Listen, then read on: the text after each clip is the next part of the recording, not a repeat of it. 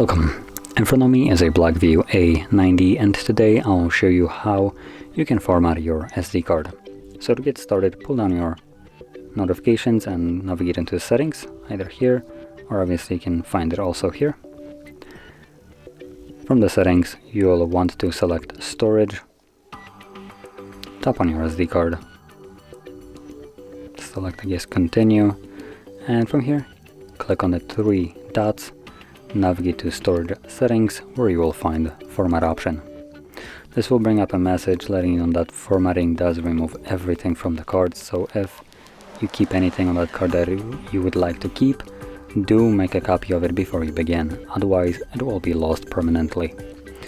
Now, assuming you have already made that copy or you simply don't want to, proceed by selecting Format SD card. This will begin the process, which only takes a couple seconds and should be right about done. There we go.